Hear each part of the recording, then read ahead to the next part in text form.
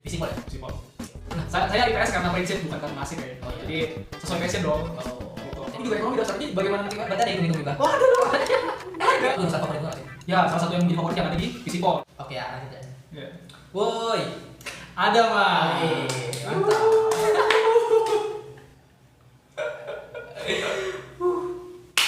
Ganti kayaknya.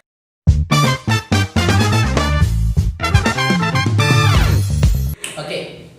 Oke teman-teman. Saya Ahmad, mahasiswa dari Ekonomi dan sekarang ada teman saya.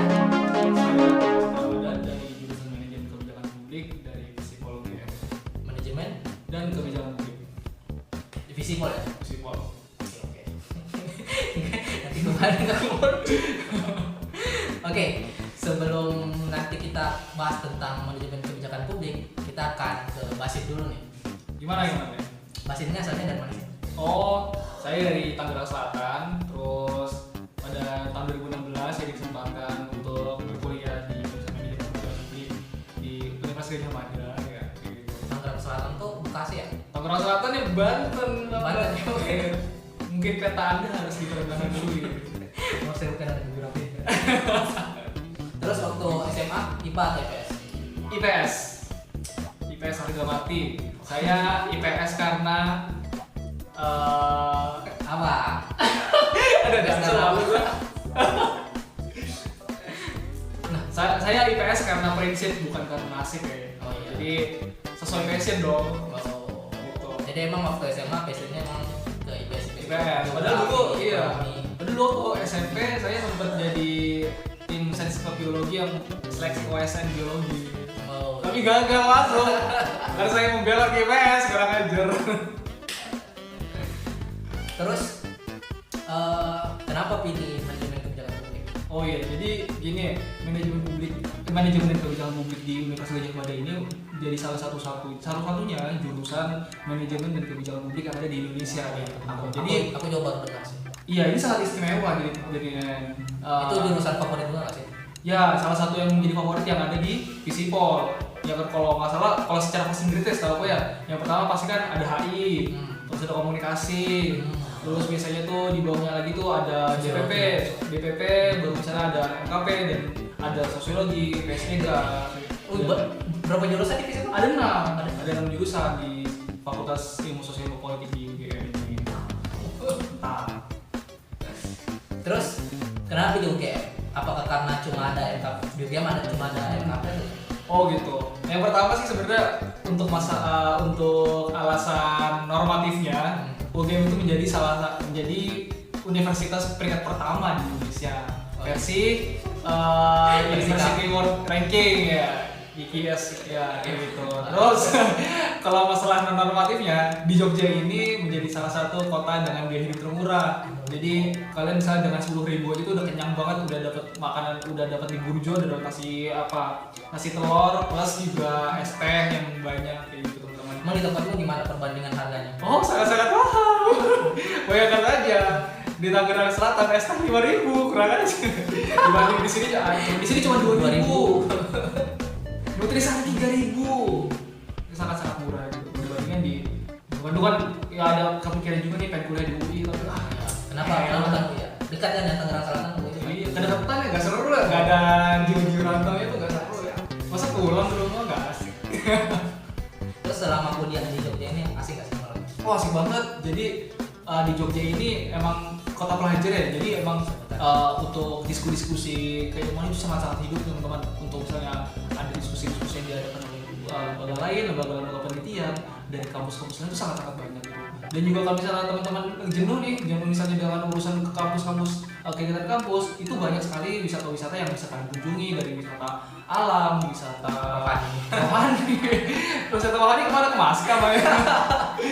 Iya banyak sekali gitu. Jadi emang sangat-sangat enak ya. Ini sangat-sangat nyaman gitu sih. Makanya kan Jogja istimewa ya, benar istimewa gitu.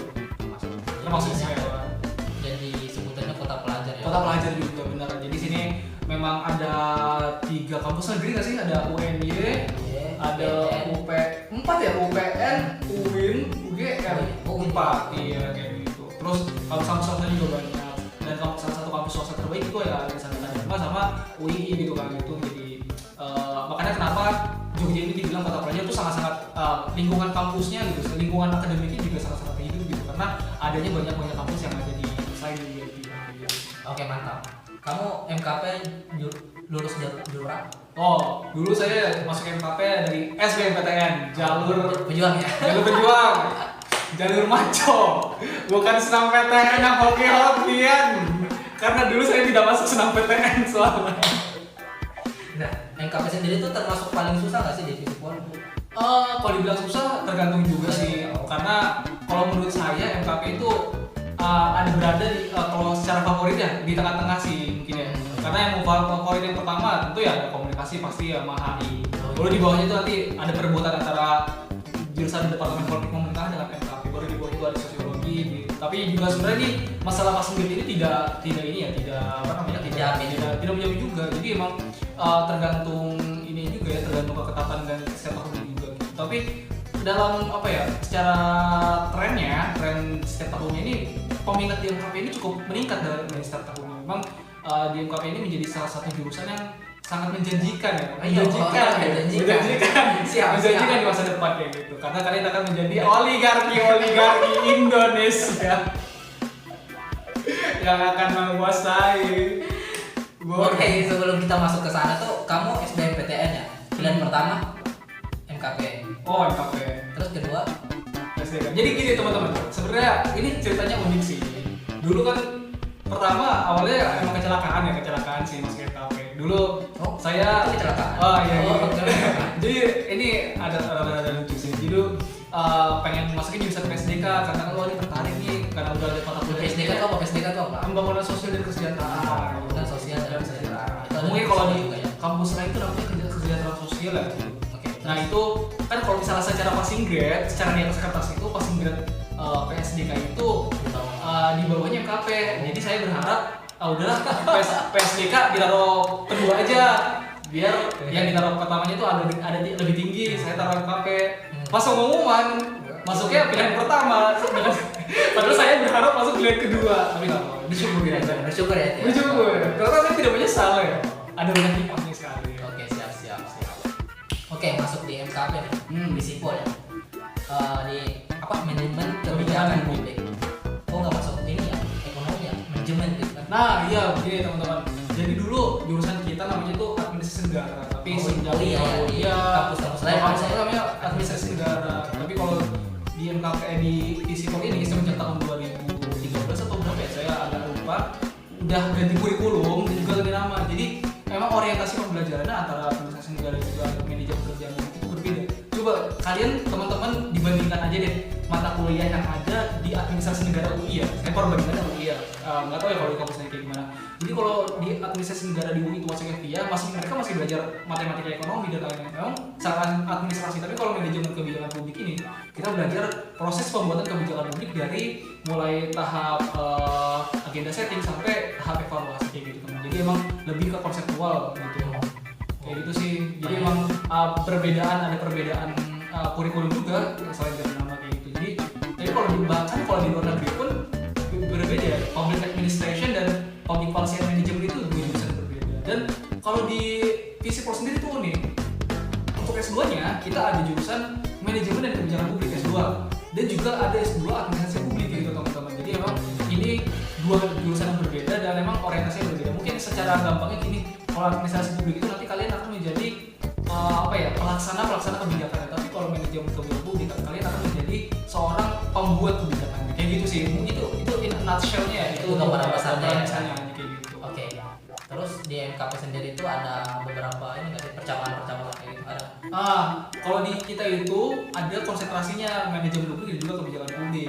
Apa tadi? Manajemen publik, konsentrasi manajemen publik dan juga kebijakan publik gitu. Nah, itu nanti untuk mata kuliahnya itu juga berbeda, nanti tergantung teman-teman pengen ambil yang mana nih konsentrasinya nih. Baru nanti kalian bisa ambil, bisa dipilih gitu.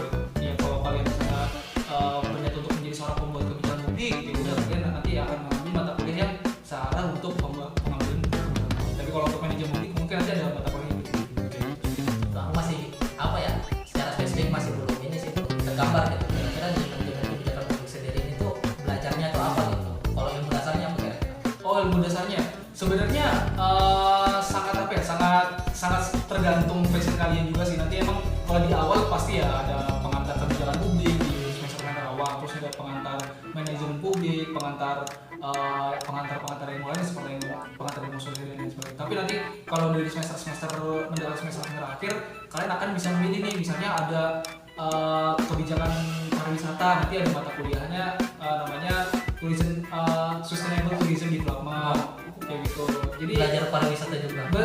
Tapi dalam kebijakannya bagaimana kebijakan pariwisata itu diimplementasikan untuk menjadi kebijakan yang baik kayak gitu. Jadi pariwisata bukan hanya cuma jalan-jalan doang gitu, tapi bagaimana pariwisata itu bisa berlanjutan, itu ada ilmunya sendiri kayak Berarti dia nggak apa ya, bisa dibilang bukan eksekusi gitu ya, dia cuma pembuat kebijakan doang. Iya benar. Eksekusinya itu Eksekusinya teman-teman pariwisata yang di FIB kayak gitu.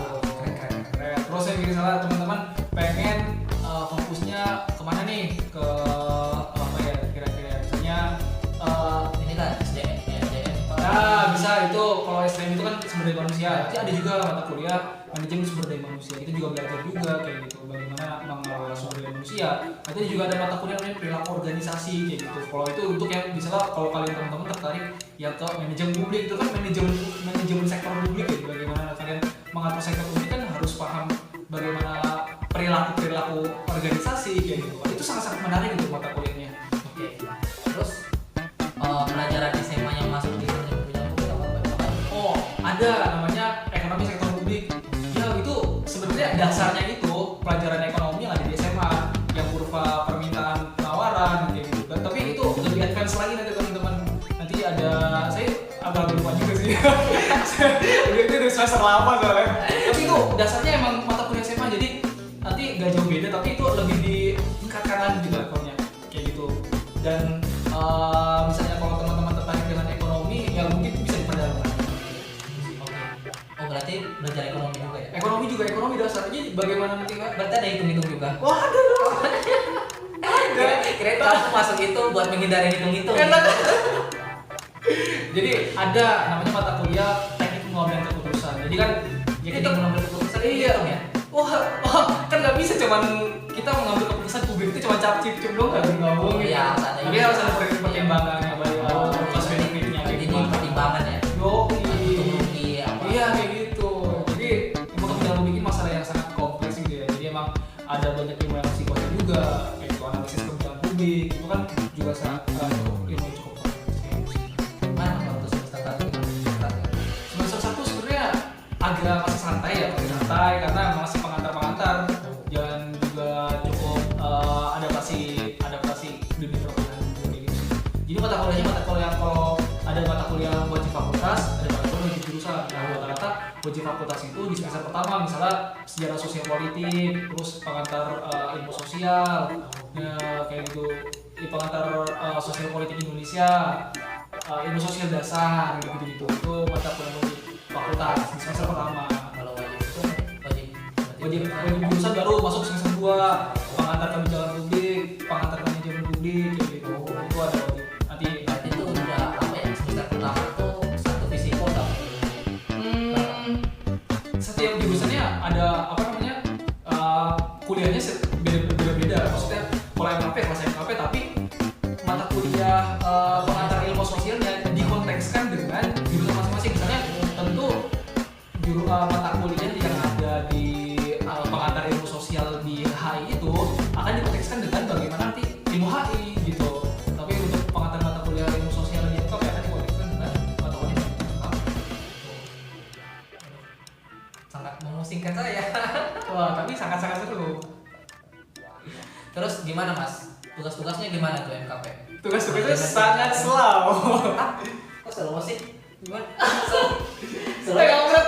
Slownya gimana? Wah, ya tapi emang seru-seru, ngeri-ngeri sedap.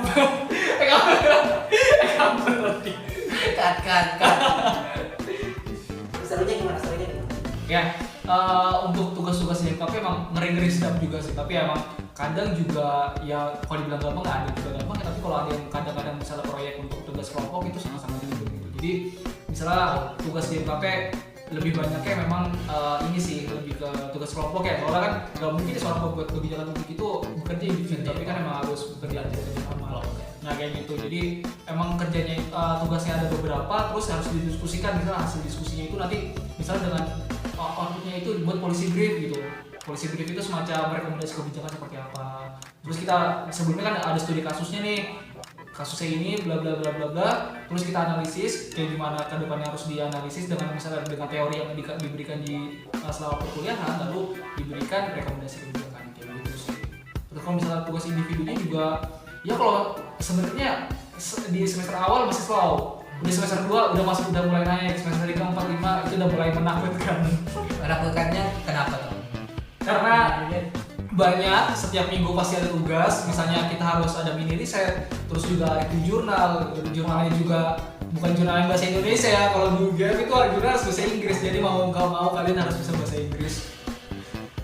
Berarti banyak nulis ya? Lebih banyak nulis, jadi banyak mikir gitu. Benar, jadi kalau di Visipol itu kalian harus banyak baca, banyak diskusi, dan juga harus pintar berargumen juga kayak gitu. Memang pada dasarnya kan ya orang-orang di sosial itu kan emang basicnya itu kan basic untuk membaca, basic untuk menganalisis situasi sosial dan lain sebagainya, tergantung jurusan masing-masing gitu sih. Kayaknya aku mau balik ke kamu lagi deh. Kenapa sih kamu milih jurusan ini gitu?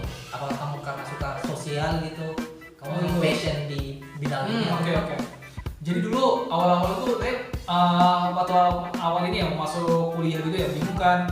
Sebenarnya pengen masuk kuliah mana nih gitu, pengen ada jurusan yang menarik. Akhirnya setelah disortir, oh ini ada tertarik nih, saya tertarik di jurusan manajemen kebijakan publik karena belajarnya kayak gini, wah ini cukup menarik gitu. Jadi kalau dilihat dari coba nanti kalian bisa lihat di situs MKP ya, saya lupa juga ketika di MKP Visipol UGM nanti keluar, itu nanti ada gambaran mata kuliahnya apa aja, dan itu bagi saya menarik ya, karena emang ya karena ada banyak percabangannya juga. Jadi ternyata saya menyadari bahwa kebijakan publik itu kan tidak bisa hanya dijalankan oleh pemerintah, tapi nanti juga ada persilangan ilmunya juga, misalnya yang pariwisata, terus nanti juga ada corporate social responsibility and governance kayak gitu. Jadi memang pemerintah ini tidak bisa menjadi aktor tunggal dalam membuat kebijakan, namun juga harus ada kolaborasi antar aktor seperti itu. Misalnya tadi ada dalam hal pembangunan, sektor swasta juga berperan dalam pembangunan Indonesia, salah satunya lewat CSR tadi, program CSR. Nah itu juga ada mata kuliah pilihan.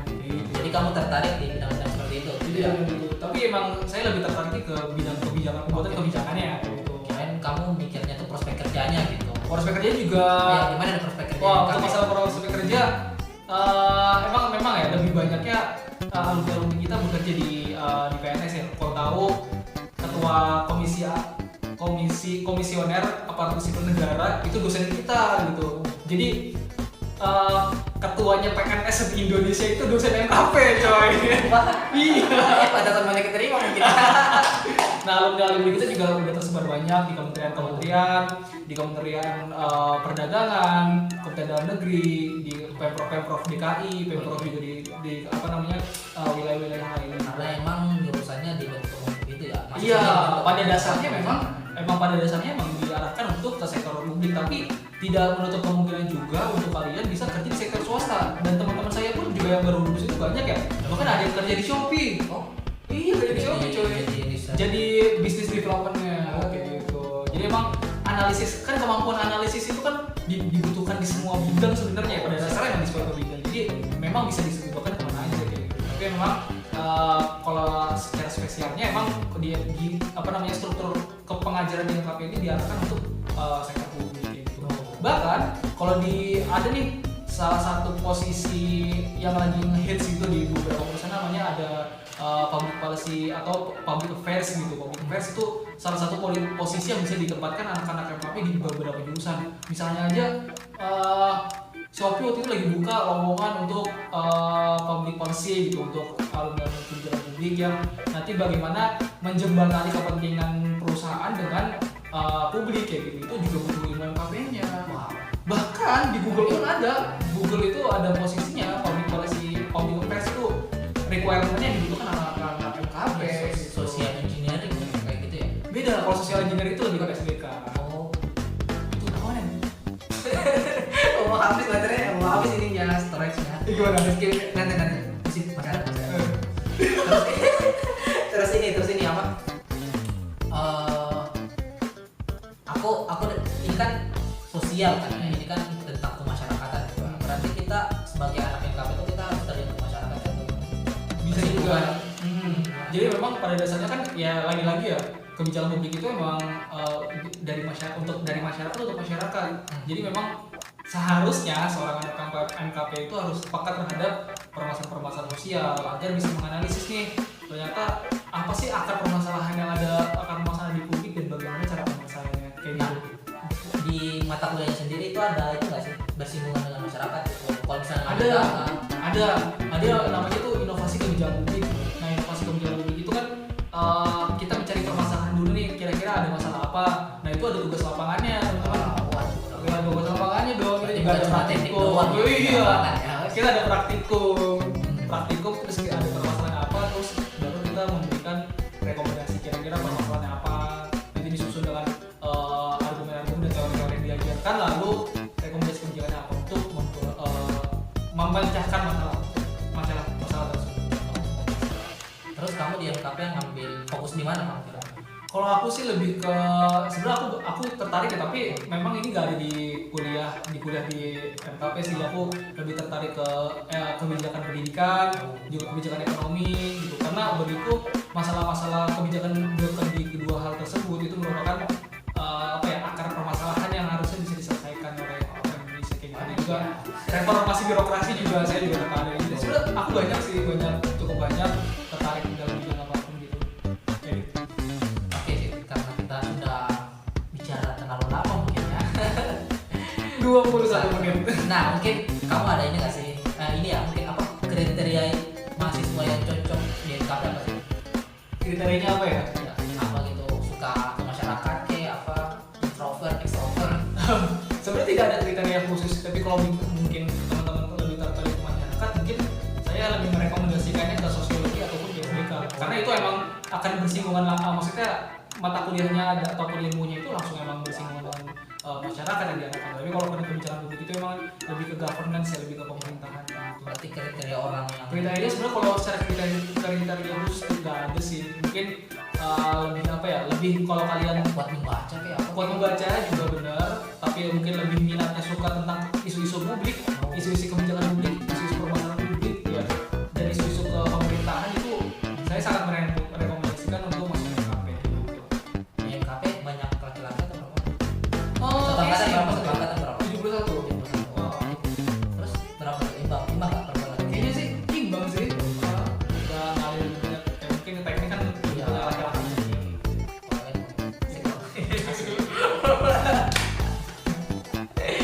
Oke sih, karena udah lama nih. Oke, saran untuk adik-adik yang ingin masuk manajemen kebijakan publik. Apa ya? Jangan sampai kalian kuliah ini cuman misalnya aku pengen masuk Visipol biar gak ketemu hitung-hitungan, itu salah gitu. Karena kalian akan menemukan itu di jurusan manapun, nggak tahu ya mungkin ya. Dan tidak terkecuali di MKP juga pasti ada hitung-hitungan, dan ya emang lagi-lagi diniatkan ya di kalian cari tahu lebih dalam informasi terkait jurusan yang ingin kalian masuki. Jangan sampai salah, jangan sampai menyesal pas sudah masuk. Coba kalian gali informasi, tanya ke cutting, cari-cari di Google kayak gitu. Intinya ya ikuti sesuai passion kalian, jangan karena kuliah karena terpaksa. Jadi kuliah itu udah berat, jangan memberatkan diri kalian. Kalau kalian kuliah sesuai passion, pasti nanti kalian akan senang gitu kuliah. Oh aku kuliah, oh aku ujian nih aku senang. Kalau kalian gak sesuai, aduh ujian lagi, aduh kuliah lagi, males. Jadi do what you love what you do. Oke, ya. Study what you love what you study. Oke, itu pesan dari saya. Oke, terima kasih sih. Oke, jadi itu sharing dari teman saya, Basit, dari manajemen kebijakan publik Universitas Gajah. Kalau mau tanya-tanya lebih lanjut bisa Hubungi di sini. aku kasih ke ini mah Instagrammu ya. Ya. Siap. Oke, sip, jangan lupa like, Komen, subscribe. yo. Oke teman-teman, kalau misalnya teman-teman ingin request tentang jurusan apa aja yang akan aku share ke kalian atau temanku share ke kalian, bisa komen di bawah ya. Oke, sekian dan terima kasih. Dadah. Terima Terima kasih Nah sudah menonton videoku. apresiasi ya dengan like, share, subscribe, dan kritik dan saran di kolom komen coy.